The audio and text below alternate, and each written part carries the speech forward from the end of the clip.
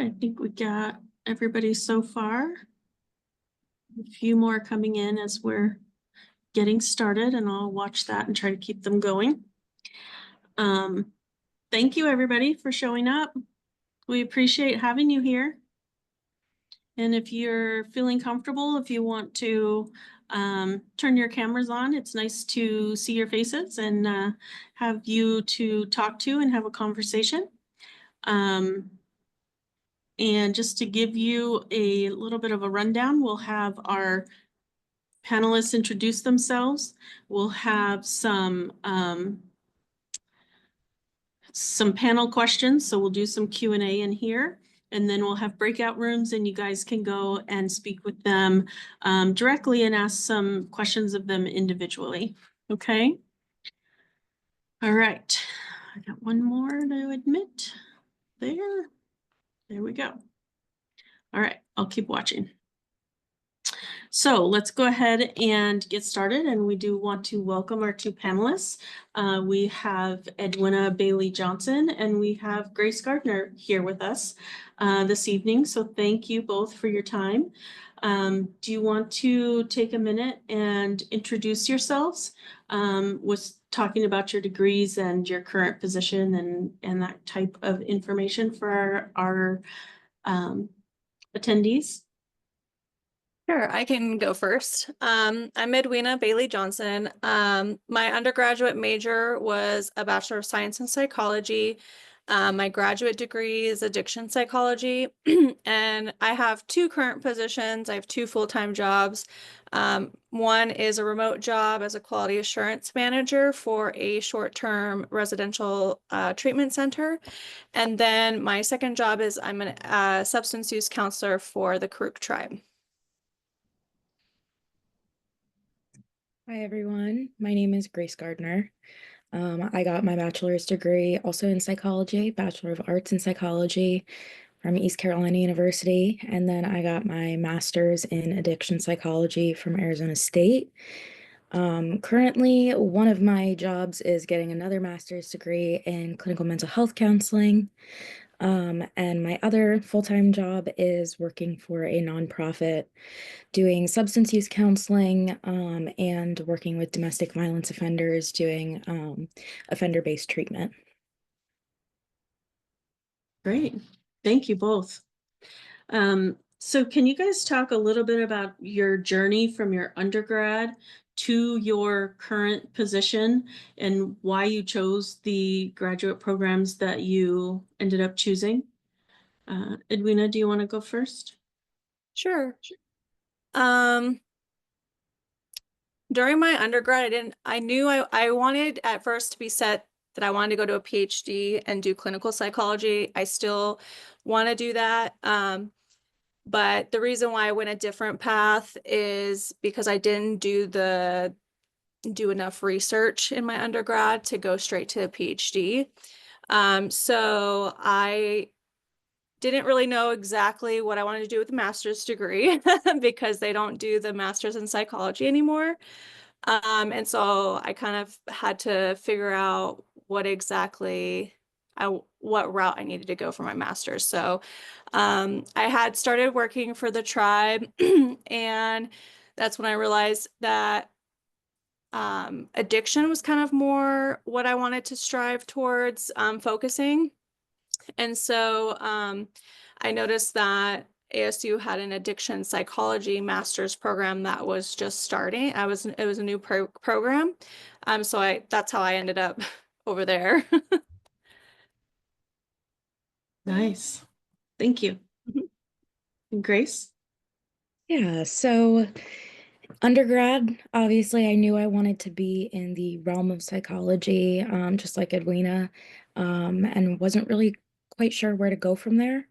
And I kind of took a little bit of a break, and I knew at the end of undergrad through an internship that I did gravitate toward the counseling space and the therapist space, and that's why I leaned toward the addiction psychology track, which kind of put me in the right direction. Nice, thank you. Can I ask sort of what drew you guys to this field of psychology or this area of psychology? Edwina? For me, it was more tribal based because I am an enrolled member of of the Choctaw Nation. That's my tribe. And I was currently working for a different tribe before I had enrolled in addiction psychology. So for me, it was more of like my way of connecting back to my community that was more helpful. A lot of people that I know in my tribe and other tribes know somebody or have struggled with addiction, which I think is heavily tied to like intergenerational and historical trauma and things that are specific to events that happen to Native people.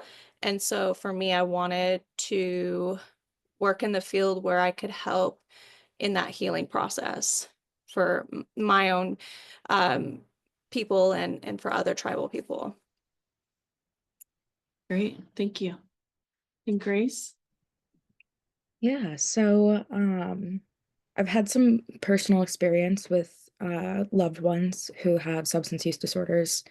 Um, and an interesting piece of it for me was having my own mental health struggles throughout life and wanting to kind of steer away from that track. And you realize very quickly that, you know, if you're in the mental health field in general, you can't stay away from some things. Um, so it was like interesting how the addiction track kind of opened my horizons more than I expected to more interests and passions.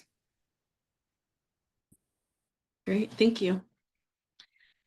So what sort of skills or knowledge did you learn as an undergraduate that you found most useful in your career path? And Edwina? I think for me, that was time management. In my undergrad, I was working full time. I was also a single parent. I, had to rely heavily on financial aid for a lot of stuff to kind of get me through undergrad. So just being able to manage like my kid, my work, the home life, and like trying to figure out all the time to go to school and do all the extracurriculars that I needed to do. And I think that helped a lot because I feel like that's coming in handy now. Yes, time management. Grace? I would echo that for sure. Time management.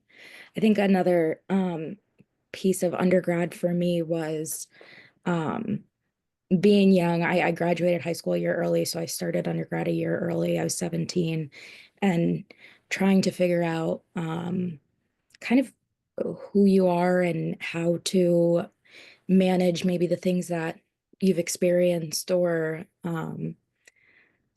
you know, how to manage everything being an adult. It just completely shifts when you hit undergrad and you're, you know, making these really big decisions and just understanding myself a little bit better. Oh, and writing. Writing was a big skill that is really helpful in this field, learning APA and proper, you know, grammar and formatting and all of those things. Yes. Did you guys do research or internship when you were undergrads? I did not. I wanted to. The professor I had for my neuropsych class, he was looking for a research assistant, but it didn't go with my work schedule and stuff, so I couldn't do it for me. Yeah. I wasn't quite sure if research was something I was interested in, so I didn't do any research. But my final semester of undergrad, I had to do an internship, and I interned. East Carolina University has a collegiate recovery program, and that's where I kind of found the addiction space was a niche that I felt comfortable in. Good. Thank you. So can you talk a little bit about your career field? What are some of the job prospects and what are some of the is it a growing field, do you think? And are there jobs for people with bachelor's degrees, or do you need a master's degree? What do you guys think? I know for me, where I live in California, you can work in behavioral health with a bachelor's degree. Um, my remote job that I work at the residential treatment center, we have case managers. A lot of them either have like an associate's degree or a bachelor's degree. And they do like a lot of the group rehab and individual rehab with our clients who either, it's more behavioral and it's with the youth. It's an adolescent treatment center. So we're working with kids that have behaviors or have substance use issues or have trauma that they're needing to address. So to be able to do like rehab level stuff with the youth, you don't need to have a graduate level degree for that.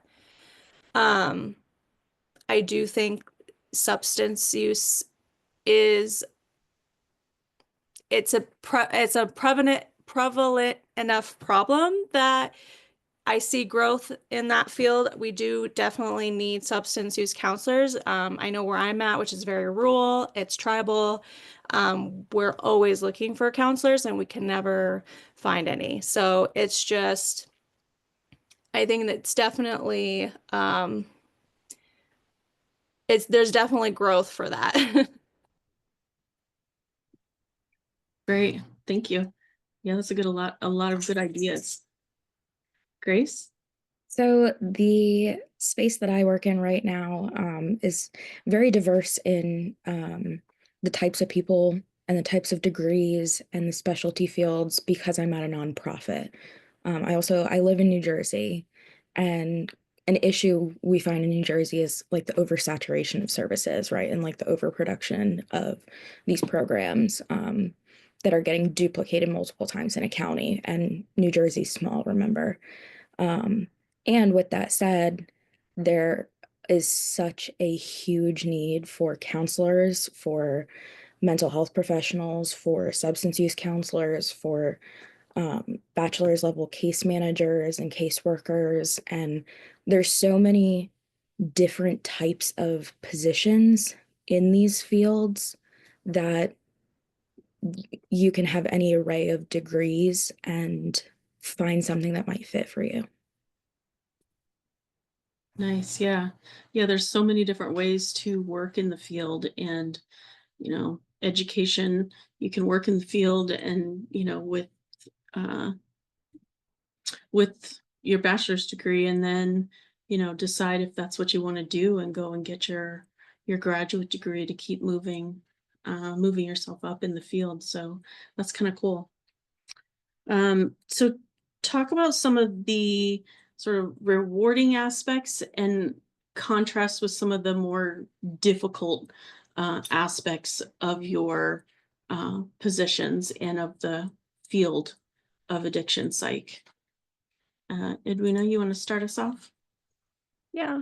I think the most rewarding part is being able to help people work through their addictions, being able to see them leave substances behind and actually like progress in a way that's more healthy, developing better coping skills. It's always nice to see our clients who have achieved sobriety and are in recovery and they're doing really well for themselves. I feel like that's the most rewarding part. A difficult aspect, I would say, is for me is working with the elders who have addiction in our community. It's just a lot of trying to figure out how to, I don't know how to say what's the word really to say for that, but like how to get them through some thought processes that they're stuck in. And that is causing some of their substance use and some of their emotional, some of the negative emotions that they're experiencing. So just kind of trying to figure that out with them. And then you have the historical trauma piece, and it's always hard to navigate that. Yeah. Grace? Yeah, so it's the rewarding part, the most rewarding part of my job. I'd have to say where I work right now, because it's small and a nonprofit. I have a really tight-knit team of other clinicians and case managers, and just that sense of community with my team really helps when you're having a rough day, or a client, told you something that you really weren't expecting, and maybe it hit home. So those are some of the days that, like, you really look for that support. And one of the more difficult pieces of my job that also makes it really meaningful and also makes it really worth it for me is working with mandated offenders and working on substance use challenges alongside of the other work that they're doing for, whatever other offenses that brought them to us, usually domestic violence. But being able to, like, work with those issues simultaneously can be really challenging, especially with populations who don't typically want to be there with you. But the reward is the second you get that rapport with them, they start learning how to trust you, and you can feel that. Nice. Yeah. Yeah. There's always the good and the bad, right? And we have to learn to balance that in any profession. I feel like we have that. So is your current job like different than you expected it to be? And is this where you may have thought you would end up when you were an undergraduate?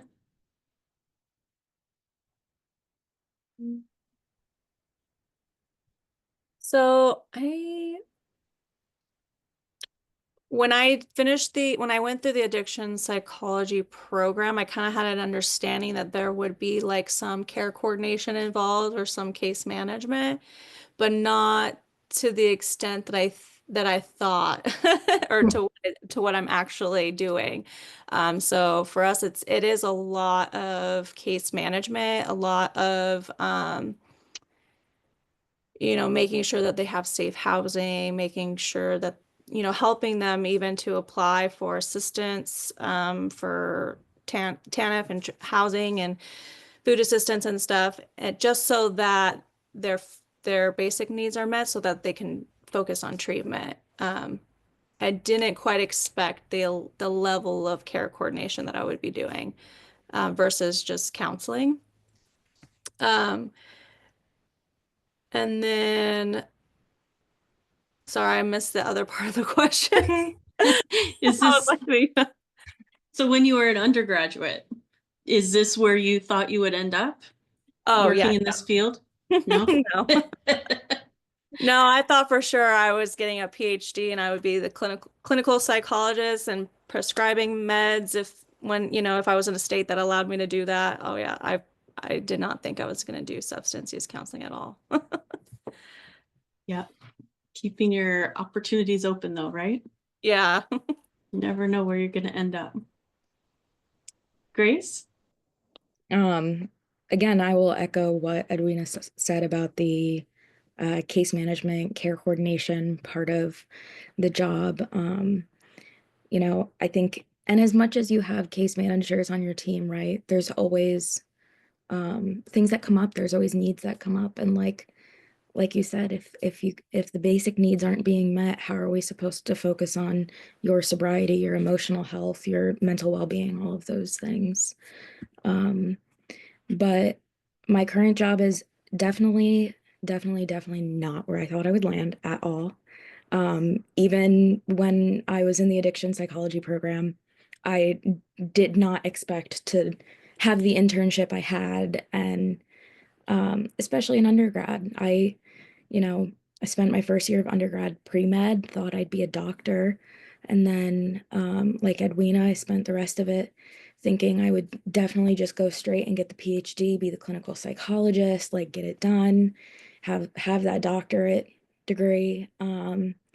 And life changes, right? And plans change, and you learn a little bit more about maybe your passions or your interests or just yourself in general. And um, these kind of jobs have a funny way of finding you. Yeah, that's a good way to put it. Yeah, because you're just exploring, right? Exploring when you're in school and finding the ways that you want to go and trying things out. And so, yeah, you end up where you need to be, which is great. Good. Okay, so this is our last question, and then we'll move into the breakout rooms. So if you had to share something with our undergraduates that you wish you had done as an undergraduate when you were sitting in their seats, what do you wish you had done to help you transition into careers and finding your way? I think for me in my undergrad, I kind of wish I had built like relationships with my professors. Because I'm like the type where I don't really like to talk or be seen or whatever. So like, I didn't really I wasn't that student that was like talking to their teacher all the time or like emailing them and like asking questions and stuff like that. So, and I kind of wish I had done that because a lot of graduate applications ask, like especially PhD programs, they ask for letters of recommendation from your professors. And it's hard to get that when your teachers don't even remember you because you didn't stand out in some way. Um, and then I think for me, I wish I had just figured out a way to do that research assistant, like helping out in the research lab in my undergrad, because that also was another barrier to me going straight to the PhD and, you know, going down that path that I wanted to go. And so I don't know, that's kind of the things that I wish I had done differently. Thank you. Yeah. Building those relationships is important, and but it's hard. It's hard to come out of your comfort zone and do that. Definitely. Grace? So I think something that I wish I had been told or wish I had done, I guess, is look into like the different kinds of things you can do in these fields, mental health, addictions, wherever it may be. Because that's something that I think I knew very, very little about until actually working in the field. Um, and I didn't go straight from undergrad to graduate, but it was pretty quick, and I didn't get to work in the field before my master's, before my internship, before any of that. So having an understanding of what the different positions do and what the different licensures mean and what the different degrees mean, all of those things, I would have found to be really helpful in choosing the right program or the right license, or just having a better understanding. Because I think I feel a little lucky in that I fell into something that I really love and really worked out for me. And I know that's not always how it works. Yeah, that's an important point. Um, Spending some time really looking at careers and looking at different options that you have in different fields and different areas of psychology is certainly time well spent. So, and if any of you guys have questions or you want to do that, please reach out to the advising office. We're more than happy to help you with that and direct you